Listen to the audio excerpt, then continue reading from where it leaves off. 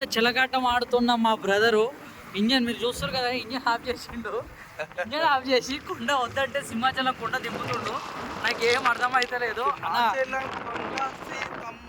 అన్ని దేవుడి పాటలు పాడుతున్నావు, దేవుని దగ్గరికి పోతాడున్నాం కానీ నువ్వు ఇంత డౌన్ ఎంత నాకు తెలిసి బాగానే స్పీడ్ పోతుంది. వద్దు నా అంటే ఇంటలేడు.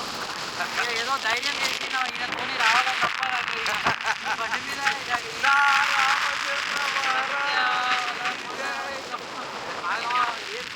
స్లోగా పోనీ నా బ్రేక్ ఘాట్ రోడ్ సెక్షన్లో ఇదంతా ఇలా డేంజర్ సాహసం మీరు చేయకండి ఫ్రెండ్స్.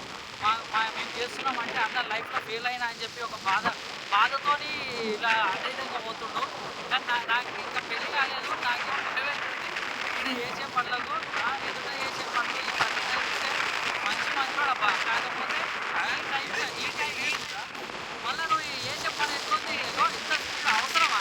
టూటాలు చేసి అట్టుకుంటారు, బ్రేక్ ఆగుతుందా? ఇంజన్ ఆగుంటే ఆపుతుంది.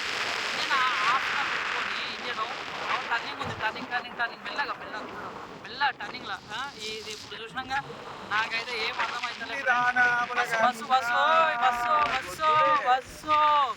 బస్సు టర్నింగ్లు అయితే చాలా డేంజర్గా ఉన్నాయి. మన సింహాచలం ఆంధ్రప్రదేశ్ సింహాచలం లక్ష్మీనరసింహస్వామి దేవస్థానంకి అయితే దర్శనం విజయవంతంగా జరిగింది. విశాఖపట్నంలో ఉన్నాము. విజయవంతంగా హైదరాబాద్కి అయితే చేరుకోవాలని మా యొక్క కోరిక. క్షేమమే లాభమే. సండే రేపు మండే ఎల్లుండి గుద్దలేండి. Sunday Monday Tuesday Friday please RR హెచ్చరిక. మలుపుండాది చూసి నువ్వు బండి ఆన్ చేసుకో. గోపాలపట్నం రోడ్డు రైట్ స్ట్రైట్ పోతే కొండలోకి వెళ్తాం. కొండ అయితే పెద్దగా ఉంది, సింహాచలం కొండ. మీకు అందరికీ ఉంది అంట. ఇంకేమో చెప్తారు. ఇంత స్లో చేసినావు టర్నింగ్లో. సరే ఇంత స్లో ఉంటే నాకేం ప్రాబ్లం లేదు. బస్సు ఆగింది, జప్పక్ బస్సు ఎందుకు ఆగిందో అర్థం కాలేదు.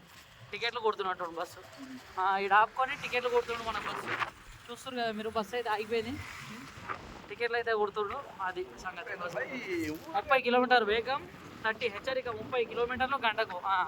ఇక్కడ ముందట రైట్ కమాన్ ఉంటుంది కదా, ఆ కొండ మీకు ఎదురుగా కనిపిస్తుంది. ఆ కొండ ఇప్పుడే ఎక్కి ఉన్నాము, దిగి ఉన్నాము. మీకు చూస్తున్నారు కదా ఫ్రెండ్స్, ఇది మన సింహాచలం కొండపైకి వెళ్ళే దారి అనమాట. ఇక్కడనే కొండపై అన్నా నువ్వు చెప్పానేమన్నా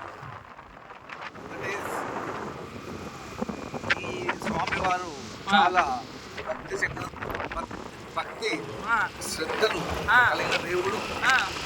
దేవుడికి భక్తి శ్రద్ధలు దేవుడి దేవాలయంలో వచ్చే భక్తులకు భక్తి శ్రద్ధలు. కారు చూడు, అన్ని కోరికలు 100% తీరుతాయి. ఇలాంటి దేవుని దగ్గరికి సంవత్సరానికి ఒక్కసారైనా వచ్చిపోతే అందరికి సుఖ సంతోషాలతో ఉంటారని నేను భావిస్తున్నాను. అన్నీ ఇక్కడ వచ్చిన వాళ్ళు ఏం చేయాలంటే ఒక గంట రెస్ట్ తీసుకొని వైజాగ్ దగ్గర బీచ్ ఉంటుంది, ఆ బీచ్ కొంచెం ఎంజాయ్ చేసి చేపలు ఎంజాయ్ చేస్తారు.